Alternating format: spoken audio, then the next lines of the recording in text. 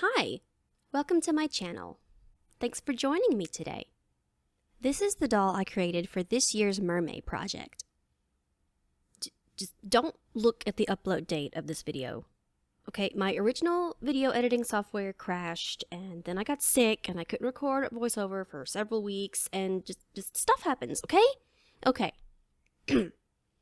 Anyway, a couple of years ago, I made a galaxy-inspired mermaid as a gift for a friend. It was one of my very first doll customs, and for some reason, I recently became fixated on recreating her to see how much I've improved. So after lots of sketching and redesigning, I was finally ready to tackle her. I decided to use a DC Superhero Girls Frost doll as a base this time because of her silvery purple skin tone. This doll had some staining on her face that made her a perfect candidate for customization. The first step for doll prep is to remove her hair. I saved her hair for potential use in another project, then made sure the remaining stubble is as short as I can get it to the scalp. Then I used a hairdryer to heat up the vinyl head until it was soft and pliable to make it easier to remove and reduce the chances of damaging the neck peg.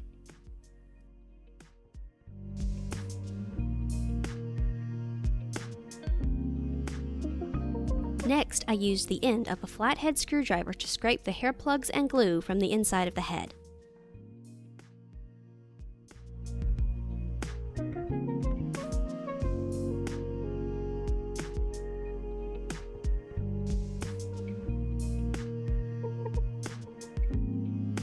Then, using my hemostatic forceps, I removed all the loose bits.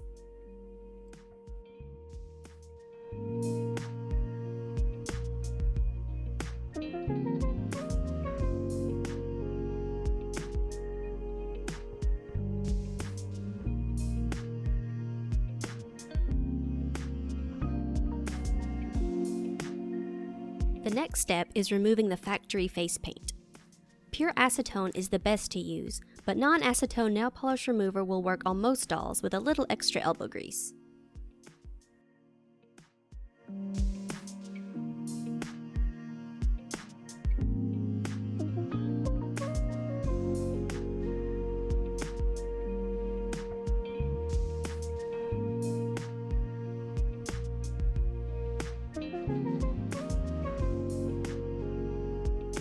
The acetone did not remove the stain, which was disappointing. I would have to try some other methods to get rid of it later. Using watered-down acrylic paint, I gave the scalp a quick coat of the main color of her future hair. This gives the illusion of fuller hair and prevents any scalp picking through after the reroot.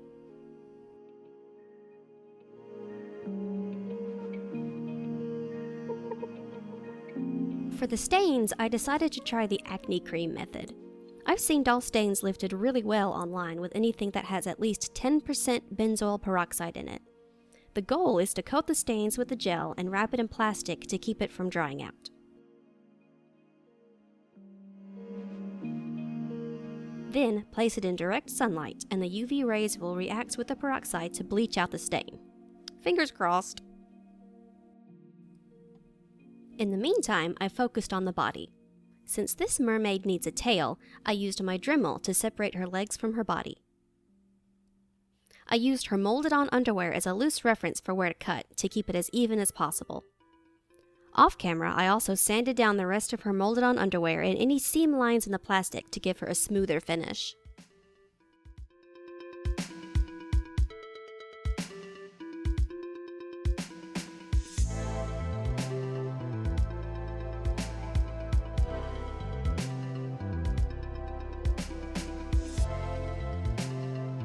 Here's where my project started to go off the rails. As you can see, I embedded a magnet into her pelvis.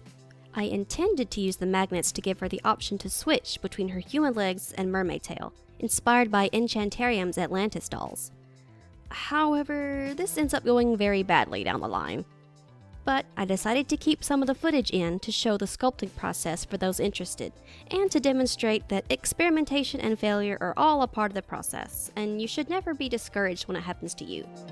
Just because editing magic can make it seem like every project on YouTube goes perfectly right, that's rarely the case.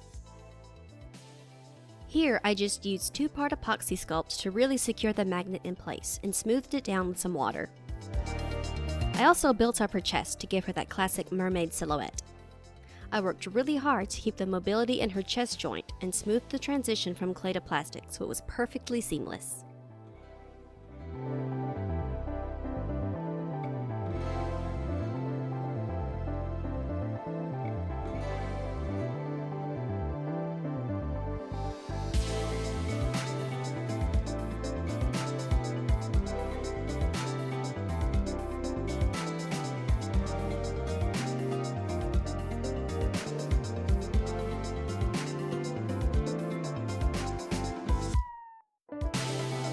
After a day in the sun, the stain had lightened a bit but was still there.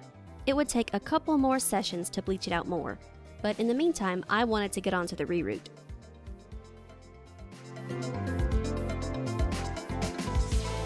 I used a Saran Sinatra blend in a color called Galaxy from CustomDollHairAu on Etsy. I buy from them frequently and love their colors. I'll put a link to their shop in the description. This black, purple, and blue blend really does look like a nebula in the night sky.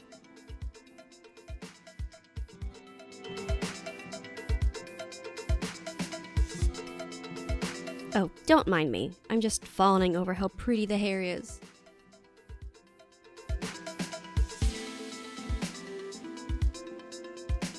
I cut it in half to get the length I wanted, then got out my reroot tool from the Doll Planet. Also on Etsy, link in description.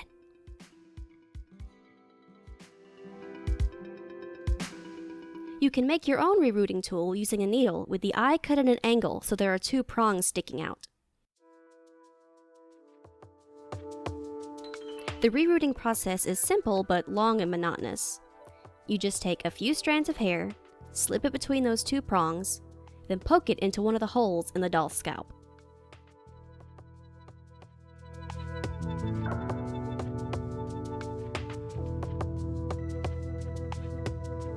However, this has to be done approximately 1,000 times until all the holes are plugged. I recommend queuing up your preferred streaming service and marathoning your favorite show while you work. Enjoy this montage of me slowly losing my sanity to the hair plugs.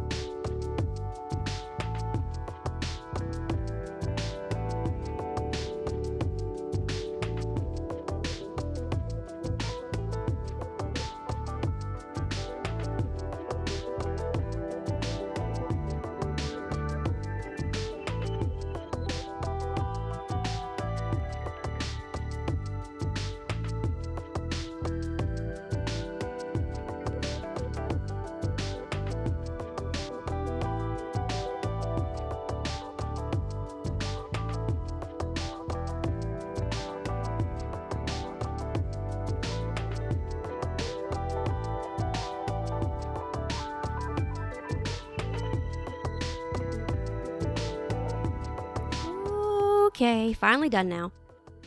Next, I secured the hair in place so it doesn't come out when brushing and styling using a PVA glue. I use a Q-tip to make sure the glue reaches every single hair plug, then let it dry overnight. Meanwhile, after much off-camera sculpting and sanding, the epoxy augmentations are done and her joint mobility has been retained. The next step is to add the magnet to her torso piece and fit the 2 halves together. I built up the gap using hot glue and tin foil because they are very lightweight and epoxy clay is heavy and expensive.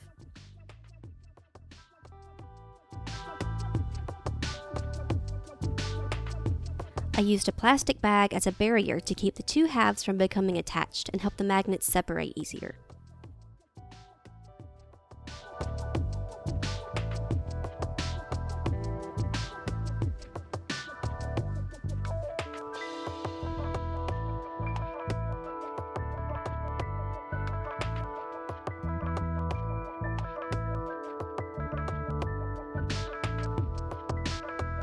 Then another glob of hot glue to set the magnet in place, shifting the pieces around so that they are lined up from all sides before the glue sets in place.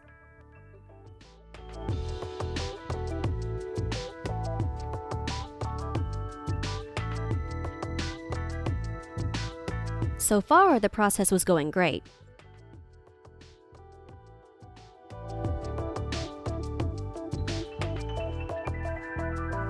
After more hours of off-camera sculpting and sanding, I ended up with this. I added these little prongs for stability and to keep the torso from spinning. Now it was time to use the new torso as a base to create the tail from. Using the plastic method again, I added the new magnet and built it up with epoxy so it would fit perfectly against the torso. I used her legs as a guide for how long I wanted her tail to be, then formed an armature wire by twisting two pieces around each other.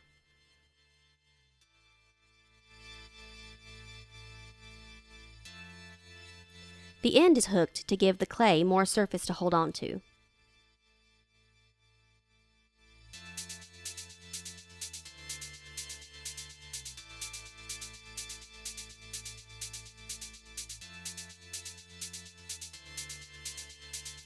Then it was just a matter of building up the new pelvis until I was happy with it.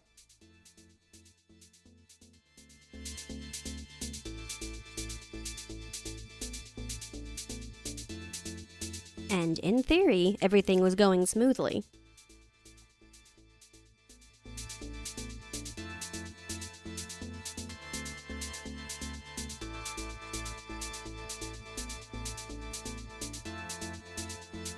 Next, I mixed up some paint to match her skin tone. This was when I would really see how well I blended the clay to the plastic.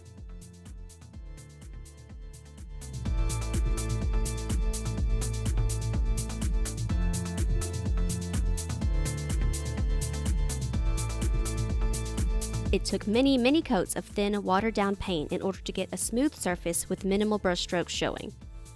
I followed this up with some matte varnish to protect the paint from chipping.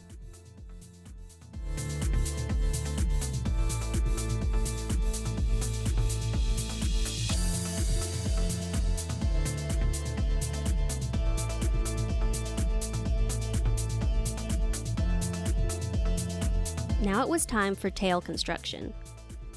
This was the original design for her tail and fins, but I altered it later for simplicity's sake.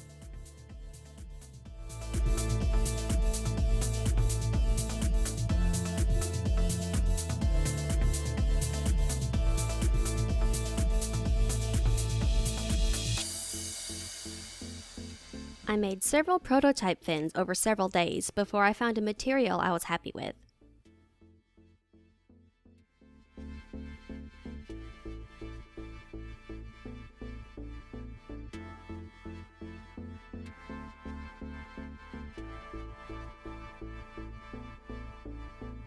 The winning combo was iridescent cellophane film and thin jewelry wire for the armature.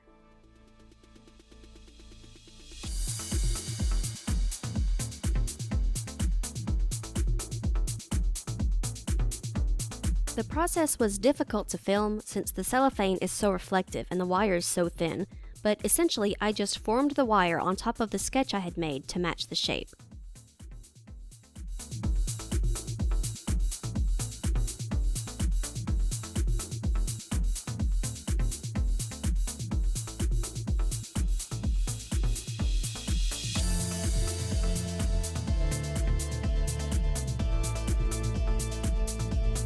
For the cellophane, I decided to crumple it up first. This gave the surface more angles for the light to reflect, so I got more of that iridescence than in a flat sheet.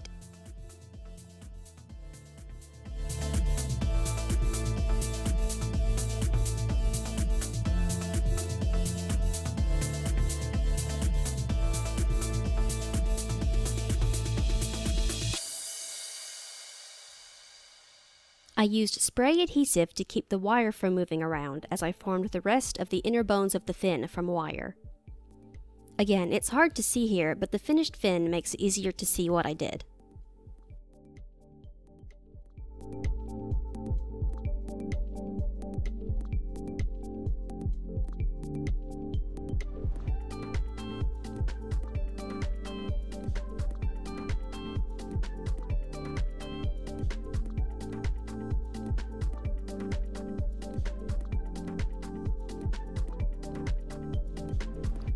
some more spray to sandwich the wire between 2 layers of film, and the basic fin was done.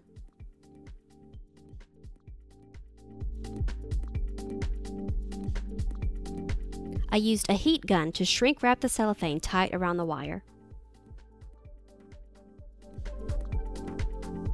Then I cut around the outside of the fin.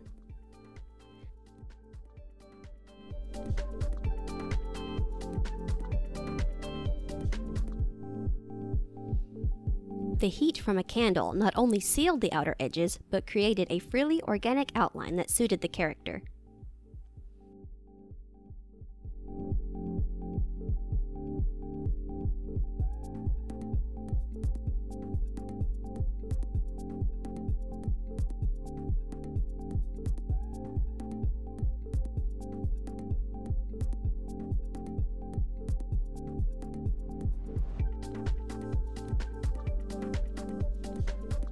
It was at this point that the tragedy struck.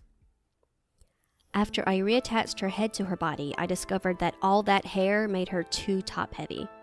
The magnets weren't strong enough to keep her in one piece. I spent nearly a month trying to make it work, but in the end, it just wasn't going to happen. I ditched the magnets and sculpted her a new pelvis directly onto her torso. I was incredibly disappointed, but I was determined not to scrap the whole project, even if a part of me was tempted to out of spite. I attached her fins to the tail armature and forged ahead.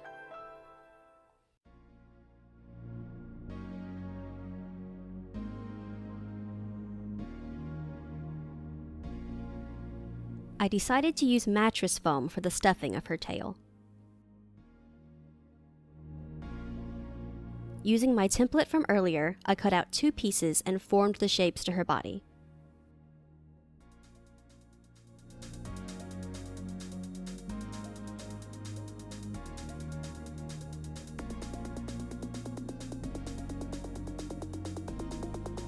The armature wire got sandwiched between them via more spray adhesive, which I learned to use outside this time.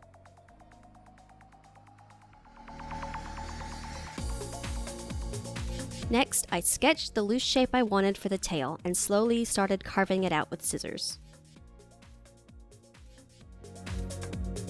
This was incredibly messy and my hand was very sore by the end of it, but in the end I got this very pretty shape that was still able to be posed with the wire.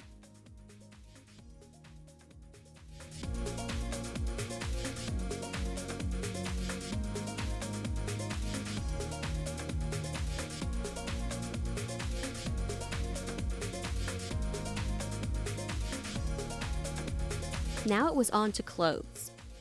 I wanted to do all the sewing and measuring before working on any of the final details because I knew there was a good chance she would get scratched or banged up during this process. I used a stretchy metallic fabric to sew a basic tube top, using a back stitch so it would keep its stretch.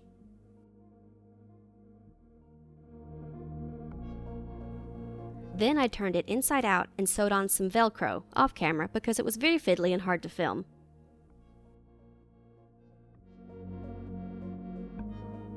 On the outer side, I only sewed through 1 layer of fabric so the thread wouldn't show.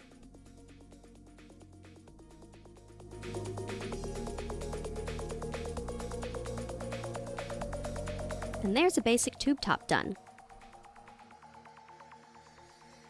I cinched it in the middle to give it some shape and texture, and then did the rest of the embellishing off camera.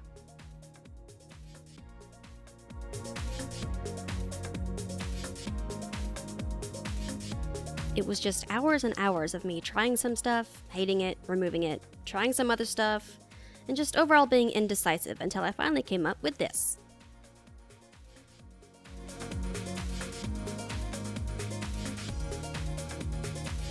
Now it was finally time for her face-up. I wrapped her tail with a plastic bag and wrapped her hair with some scrap fabric to protect them both from the sealant. Also, at this point, I discovered that the fabric had stained her body, which was just really great, and I'm super happy for me about that, but there was nothing I could do at this point.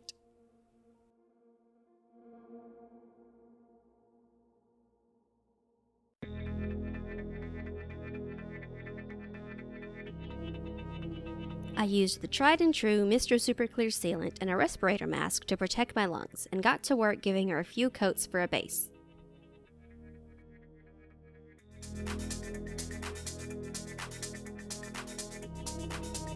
I decided early on that I wanted to give her a slightly more blue skin tone. Not to change it entirely, just shift that pinky purple more to a bluey purple to match the overall color scheme. I used a shimmery blue pan pastel to blush her entire body.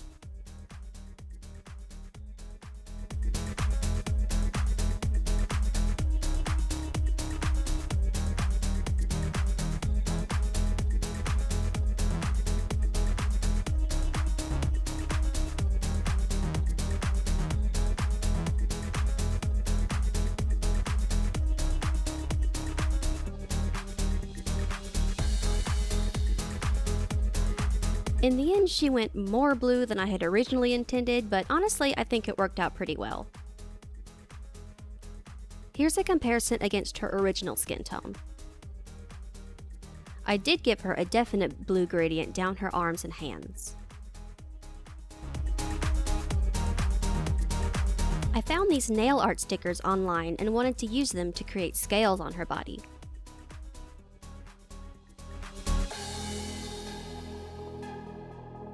They were very difficult to work with as they did not stick to her plastic body very well, but in the end I was able to make it work. I used more pastels to give her a blue-purple gradient scale pattern.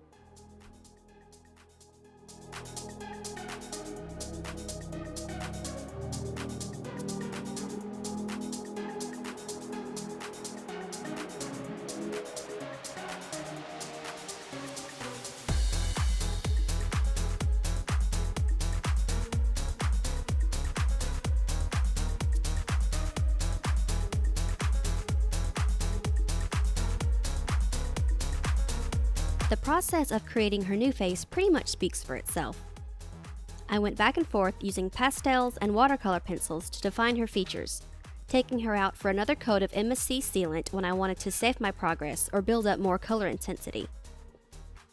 I wasn't able to record every single detail, so there will be a few jumps here and there, but I'll just let you enjoy the montage.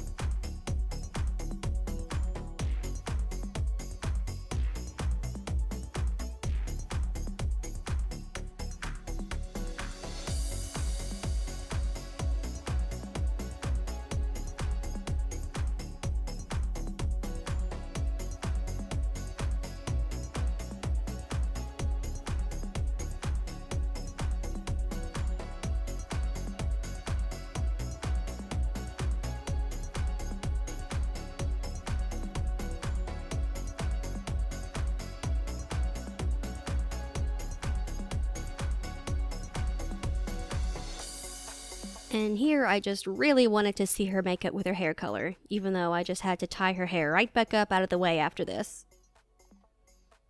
For the outside of her tail, I decided to use liquid latex so it would remain flexible, and these Mermaid scale silicone molds that are usually used for fondant and cake decorating. This process was again days and days of building up thin layers of latex, so I spared you from having to watch that. The end result was several sheets of flexible latex scales.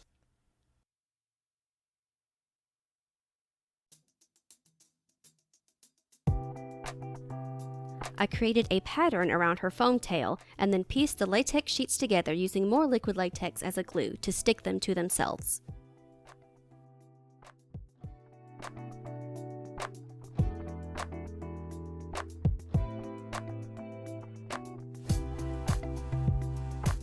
It wasn't a perfect fit, and if I did it again, there are things I would definitely do differently, but for a first attempt at this, I think it turned out so good. Here's a technique for some quick ruffles. Take any ribbon that has wire in it.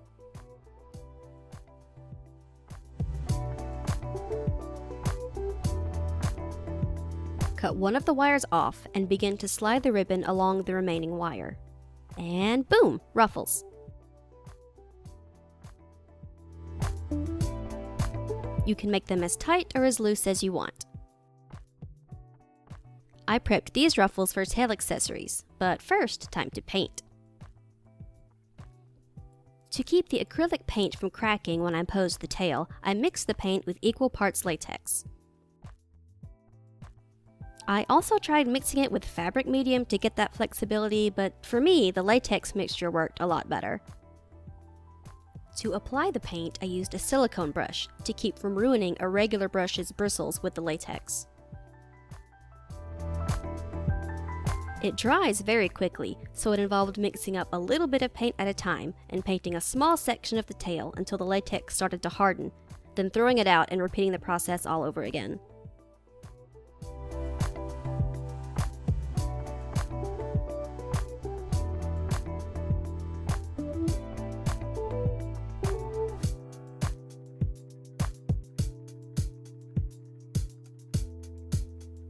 It took 2 coats to get the black completely opaque.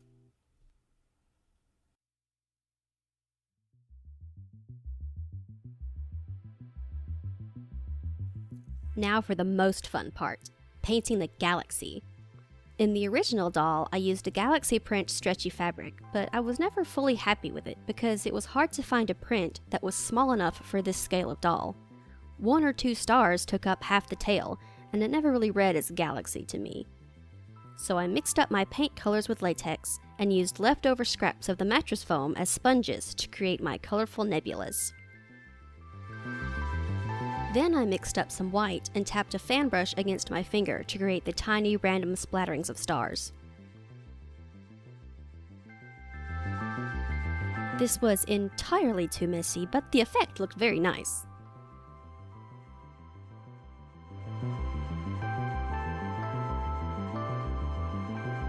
I took some nail art dotting tools to create individual stars in places that I thought needed more attention and to create small constellations.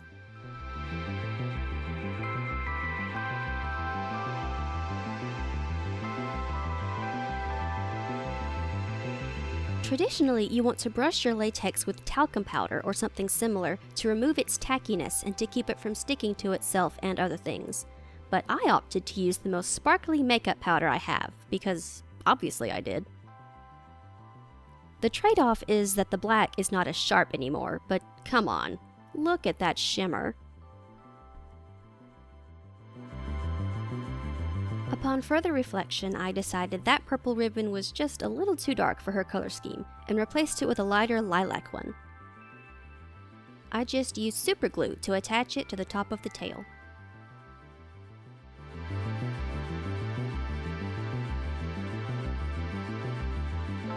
And here she is all dressed.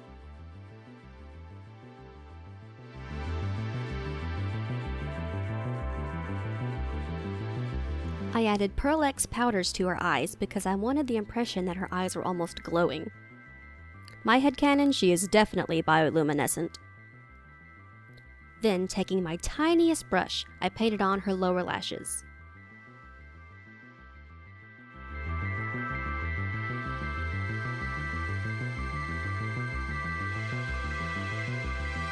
For her upper lashes, I used some real doll lashes, and I did not film it because it was a big time struggle and I hate doing it.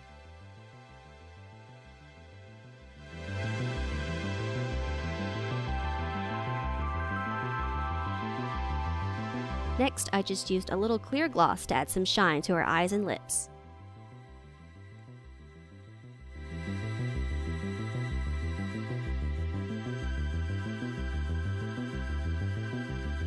The last step was her hair. I curled it using some hairspray and my smallest curling iron, set on the absolute lowest setting.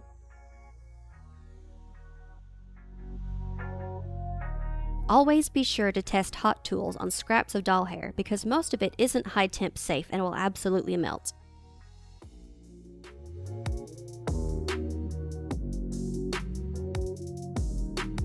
This was another long, Netflix-fueled process.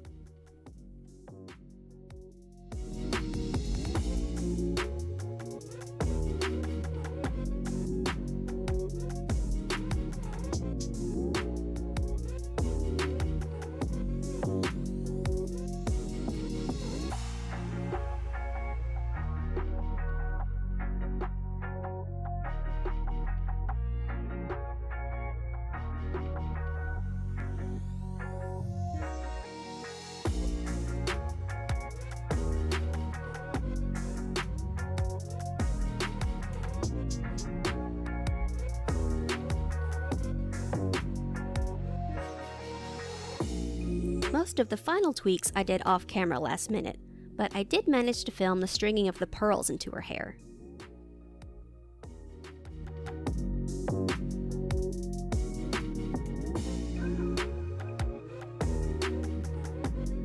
This effect, to me, looks like stars in the night sky.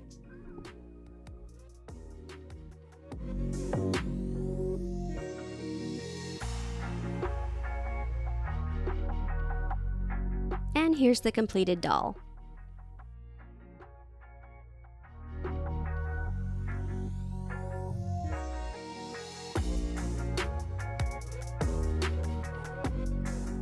I'm really proud of the fact that I didn't give up, despite being so heartbroken that the main gimmick I planned for her didn't work out.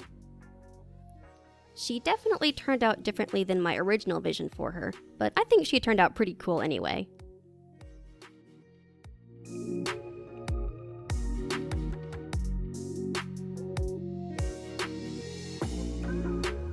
I still can't decide if I should name her the same as the original doll, like a 2.0 version, or if she's evolved into a completely different character by now. What do you think?